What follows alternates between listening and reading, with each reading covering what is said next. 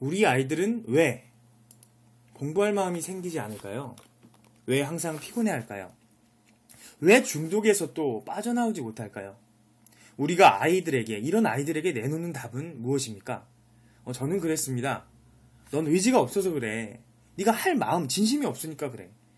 아이들의 탓으로만 돌렸거든요. 그런데 그랬더니 아이들이 나아지지 않더라 이겁니다. 그래서 이 행복 메뉴라는 것을 개발하게 되었습니다. 오늘 이 시간에는 하나님의 산들바람인 저와 행복 메뉴 만들기를 연구해 보겠습니다. 그 전에 묻고 싶은 것이 하나 있습니다. 핸드폰을 충전하는 것이 먼저입니까? 아니면 사용하는 것이 먼저입니까? 네, 모두 알 수 있죠? 충전하는 것이 먼저입니다. 충전하지 않은 채로 사용한다는 건 말이 안 되는 것이죠. 왜냐하면 에너지가 있어야 쓸 수 있는 것이니까요. 그런데 실제로 우리들은 이렇게 생각하지 않습니다. 아이들에 한해서는요. 공부부터 해! 그리고 놀아라고 얘기를 했습니다. 하지만 우리 아이들 에너지가 없습니다. 학교에서는요. 계속 수업을 듣고 사실은 집중력을 강요받습니다. 학원에서도 이어지게 강요받습니다. 아이들이 순간순간 빈틈에 할 수 있는 것은 TV 시청, 컴퓨터 게임이나 핸드폰 게임 뿐입니다. 그런데 이런 것은 사실은 진정한 휴식이라 볼 수 없고 중독이라 볼 수 있습니다. 뇌에 더 스트레스를 주는 동영상입니다. 아이들이 이것을 하고 나면 힘이 차오르는 것이 아니라 행복감이 차오르는 것이 아니라 자책과 괴로움 속에 빠져가는 경우가 많습니다. 누군가 저에게 물어본다면 휴식이 먼저냐고 공부가 먼저냐고 물어본다면 저는 당연히 얘기할 수 있습니다. 휴식이 먼저여야 합니다. 아이의 마음을 채우는 휴식, 아이의 행복감 먼저여야 됩니다. 그래야 공부할 수 있습니다. 그래야 집중할 수 있습니다. 그래야 하는 동안 행복해질 수 있습니다. 그러나 문제는 우리가 우울할 때 아이들은 심심하다 힘이 없다고 표현하곤 합니다. 행복할 방법이 자신을 행복하게 하는 방법이 생각나지 않는다는 것입니다. 그래서 아이디어를 얻었는데요. 바로 메뉴판입니다. 메뉴판에는 예쁘고 매력적인 그림이 그려져 있고 또 메뉴의 이름이 정확하게 적혀져 있고 사용해야 하는, 소모돼야 하는 자원도 확실하게 적혀 있습니다. 그리고 그 밑에는 매력적인 문구도 있죠. 8가지 나물과 독채인가요? 예. 고추장 소스로 비벼먹는 정통 전주 비빔밥입니다. 이렇게 되어 있네요. 막 얘기만 들어도 먹고 싶죠. 사실은 배고픈 마음이 안 생기다가도 이 그림을 보면 먹고 싶어집니다. 우리 아이들에게 행복도 그러했으면 좋겠습니다. 아이들의 행복, 살아가는 힘을 채우는 행복 메뉴 2.0 작성과 실행을 위한 설명을 시작합니다. 방금 보았던 메뉴판의 모습을 떠올려 주십시오. 이해가 훨씬 더 쉬워집니다. 네. 우선은요, 행복 메뉴 2.0은 이렇게 구성되어 있습니다. 나를 채우는 행복 메뉴 2.0과 나를 위한 빅 행복 이벤트인데요. 행복 메뉴, 첫 번째 말씀드린 행복 메뉴 2.0은요, 일상에서 해 나갈 수 있는, 그러니까 평일날 학기 중에도 얼마든지 행할 수 있는, 행복할 수 있는 방법이고, 나를 위한 빅 행복 이벤트는 굉장히 많은 시간이 걸리는, 하루를 정말 다 들어서 써야 되는 그러한 일입니다. 방학 중이나 아니면 토요일, 일요일에 할 수 있겠죠. 방학을 추천합니다. 네, 나를 채우는 행복 메뉴 2.0 일상 중에 언제라도 쉽게 행할 수 있는 행복 메뉴부터 보겠습니다.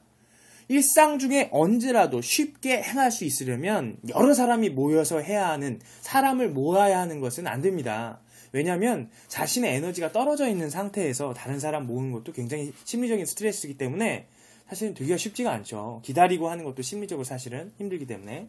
그래서 이것은 혼자나 아니면 많으면 둘까지 같이 할 수 있는 일이 되겠습니다. 웬만하면 혼자서도 할 수 있어야겠죠.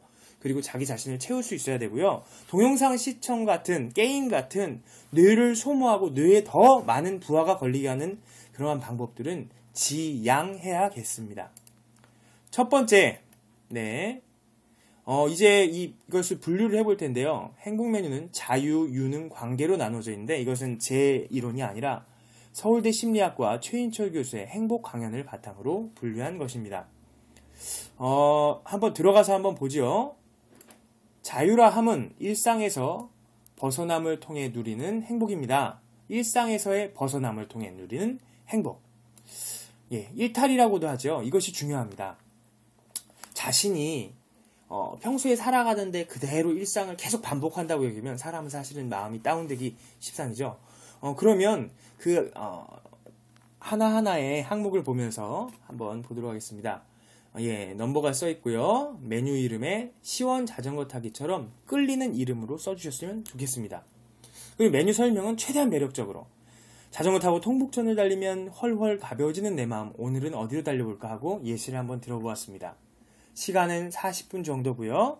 이렇게 시간, 걸리는 소모되는 시간을 가격 대신에 써주십시오. 그리고 예상되는 행복도는 이렇게 퍼센테이지, 0이 가장 낮고 100이 너무 행복한 상태, 0은 우울한 상태라면 저는 한 35% 정도 되거든요.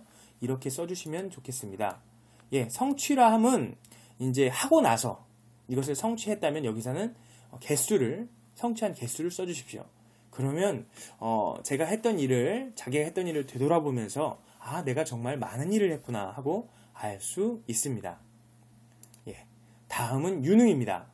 유능은 자신의 능력을 인정받음으로써 또는 발휘함으로써 느낄 수 있는 행복입니다. 예를 한번 들어봤습니다. 기타 연주하는 친구가 있더라고요.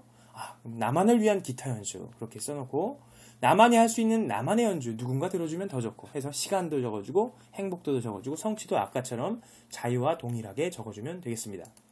다음은 관계인데요. 사람은 사실 사람과의 관계를 통해서 느끼는 행복이 정말 크죠. 그래서 가장 큰 행복은 가족 관계고 그 다음 그 외의 관계로 한번 나누어 보았습니다.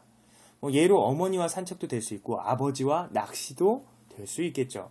또는 가족과 영화 보기도 쓰면 좋습니다. 하지만 이 영화 보기는 별로 추천하지 않는 게요. 이 영상을 보고 나면 아이들이 정말 기다렸다는 것이 아니면은 오히려 심리적인 에너지가 낮아지고 또 머리가 스트레스를 받아서 학습이나 새로운 배움을 행하지 못할 때가 많습니다. 그래서 저는 영화 보기나 동영상은 추천하지 않습니다. 다음으로 나를 위한 빅 행복 이벤트를 보겠습니다. 빅 행복 이벤트는 토요일이나 방학 중에 많은 시간을 들여 행하는 나를 위한 이벤트입니다. 많은 시간이 듭니다. 이런 것이 있겠죠. 자유로는 기차여행. 아무 생각 없이 혼자서 기차여행을 하루가 온종일 들고요. 행복도는 70까지 올라갑니다. 저 같은 경우에 예를 들었습니다. 사람마다 각기 다릅니다. 그리고 유능에는 이런 것이 올 수 있겠죠.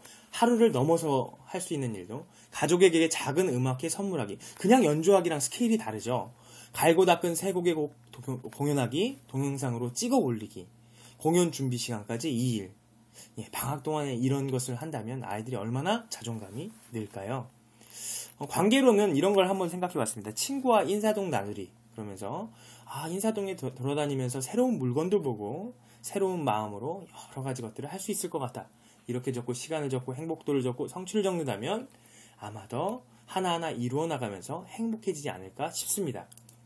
지금까지 행복 메뉴 2.0을 보셨습니다. 작성하는 것은 그리 어렵지 않을지도 모르겠습니다. 하지만 어떤 친구들은 어려울 수 있죠. 왜냐하면 우리 아이들 마음속엔 쉽다, 뭐뭐 하고 싶다라는 선한 쉽다가 드물기 때문입니다. 특히 자신을 행복하게 만드는 방법은 학교에서도 사회에서도 아이들에게 참 많이 가르쳐주지 않았습니다.